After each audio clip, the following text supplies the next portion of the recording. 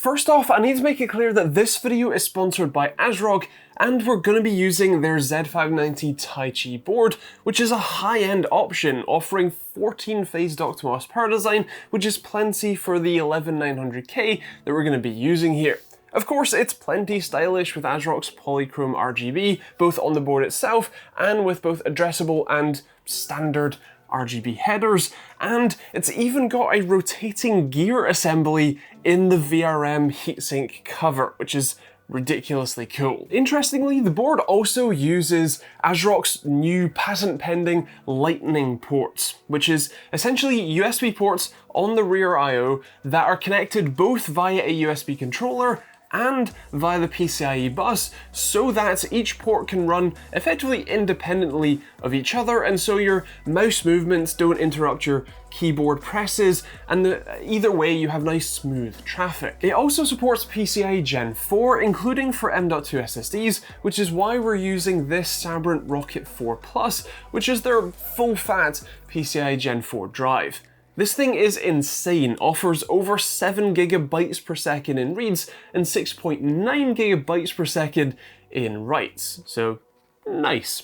We're going to be throwing that in. We're also going to be, for the sake of going pretty much as overkill as we can get, using this RTX 3080 from Zotac, and then for the rest of the parts we're using 32 gigs of 3000 MHz RGB memory from Corsair, because RGB, and a H110i Elite X for that peak RGB life. We're also going to be using a Be Quiet 1000 watt power supply that's just sitting slightly behind the box here. You'll see that in a second. And the case that we're throwing it in is the Phanteks P350X, which is a really nice, very easy case to build in. So that's it for the parts. Let's get to building. Now we're going to start off with the CPU, as this is one of the key things that you want to do with the motherboard outside the case. So to get that started, you want to use the arm on the right side of the socket and push it down a bit and out to the side so you can lift it up and lift the retaining bracket up and out of the way. You can then line up the small gold triangle that's on the bottom corner of the CPU with the little triangle that is on the socket and the retaining cover. Gently place it in, it should just drop into place with no force required, and then you can bring the retaining bracket down, hook it over the little screw that's in the board that it locks down onto, and then bring the arm down and lock it into place. The little plastic cover will pop out of the way and you can remove that, and then that's your CPU installed. Next up is the RAM. Now this is pretty simple. All you need to do, especially on this motherboard, is open the tabs at the top of the board. In our case, because we're using 4 sticks, you want to open all 4 of them. Then you line up the notch that's in the slots with the notch that's in the RAM modules, and then line it up with the slot, place it in on both sides, and then apply pressure evenly on either side of the DIMM until it clicks into place on both sides. You want to repeat that for the other 3 sticks, and once that's done, your RAM is installed. The M.2 SSD is next. Now, because of the new layouts for these boards, we're going to be using the top M.2 slot, as that's the one that is directly connected to the CPU that will give us our best performance and offers full PCIe Gen 4 speeds. Now, ASRock use a torque screw to hold these down, and they do include a torque screwdriver in the box, so feel free to use that one. You can use it to remove the 2 screws that are either side of the top heatsink, then place the M.2 SSD into the slot at a slight angle and then place it down, then use one of the included screws in the box to hold it down. You can remove the sort of heatsink cover material from the back of the heatsink, place the heatsink back down, and then you can put the 2 screws back in. One final bit of prep that we need to do before we put the motherboard to one side and start prepping the case is attach the CPU cooler bracket to the motherboard.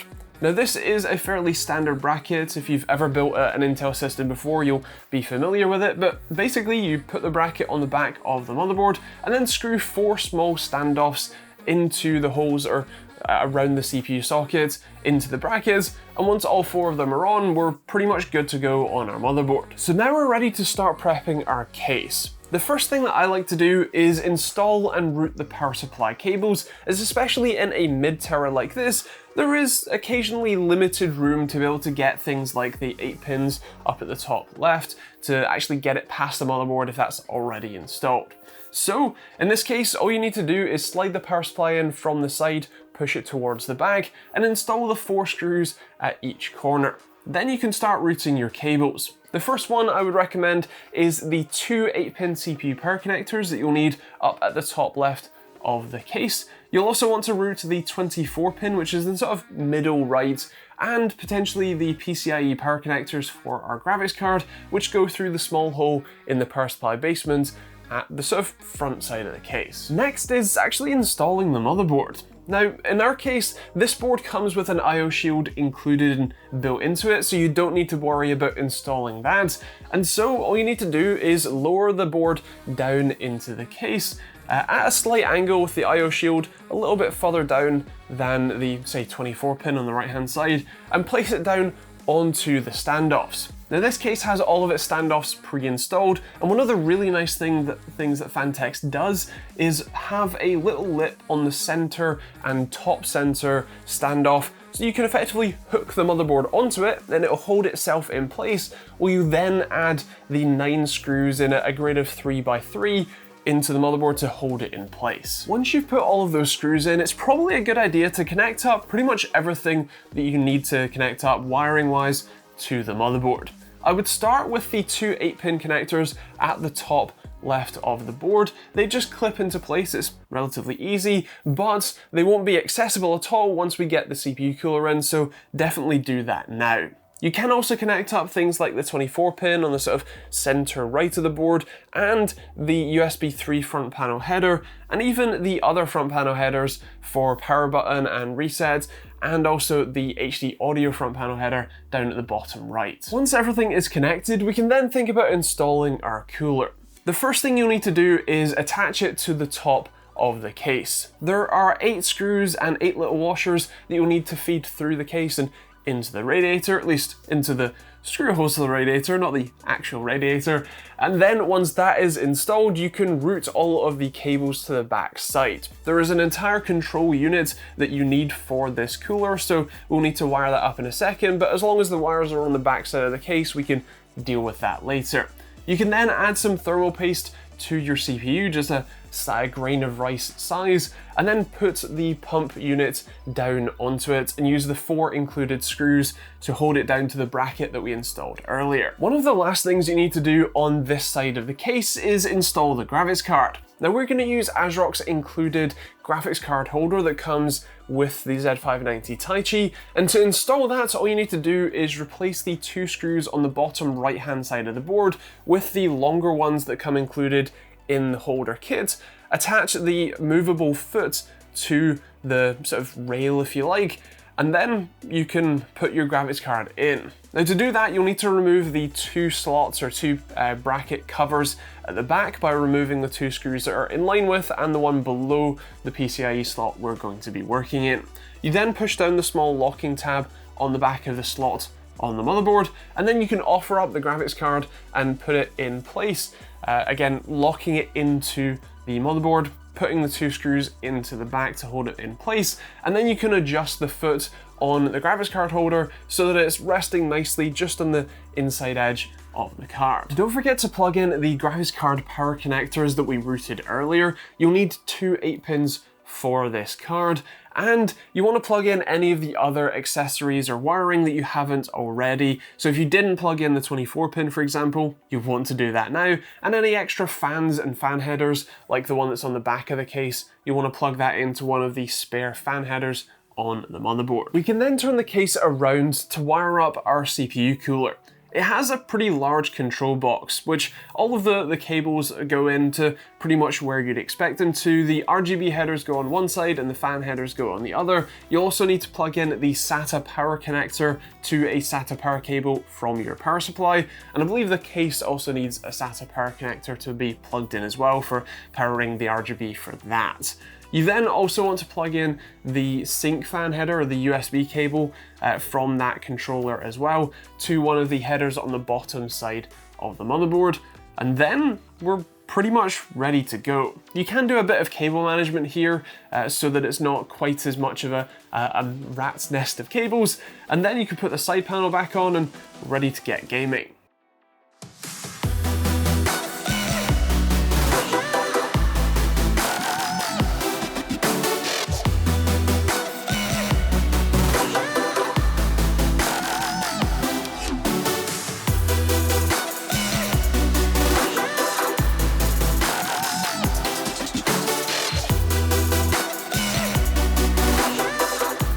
Right, so we're in and playing a little bit of Fortnite, and this is running at 1440p epic settings, and I'm also recording, or effectively streaming with OBS with a very high bitrate, so this is doing incredibly well. We're getting closing on 100 FPS average, which is pretty sweet, and is a rather nice gaming experience, even if I'm still not let's say the best at playing Fortnite. I think that I'm probably matchmaked into low enough levels or low enough lobbies that it's still reasonably fun, but yeah, you're not going to see a building champion or anything out of me anytime soon. Come on. Oh, I missed. There we go. That was almost terrible. I very, very nearly messed that up. What's that? Sure, why not? Let's go with that. Yes, I will take some more ammo. I get the feeling that I've got a lot of shotguns.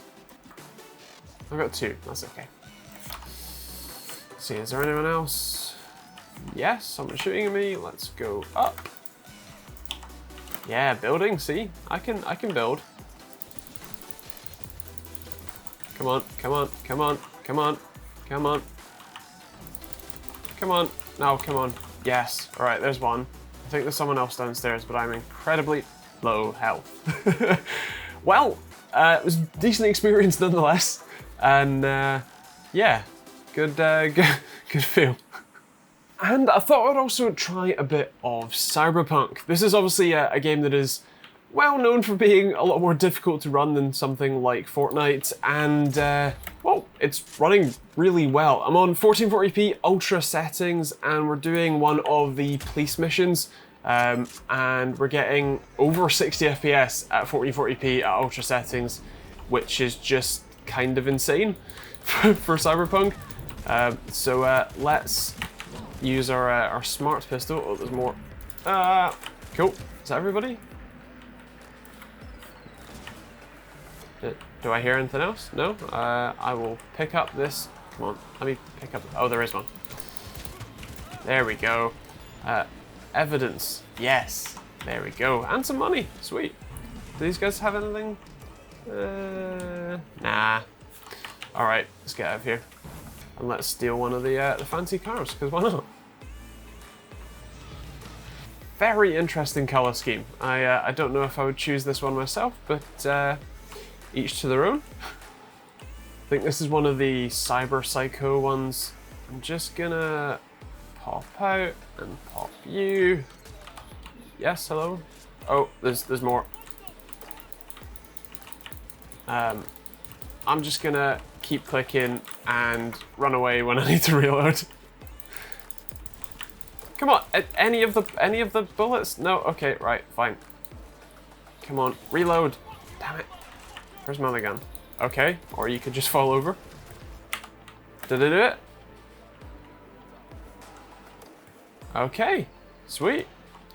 So there you have a pretty high-end, top-end system and some pretty decent performance too. As always, there will be links to all of the parts that I've used in the description down below. Many of those will be Amazon affiliate links, just to let you know. But there will also be a link to ASRock's site if you want to check out the Z590 Taichi and check out a bit more about it. Of course, thank you to ASRock for sponsoring this video. Thank you to you guys for watching.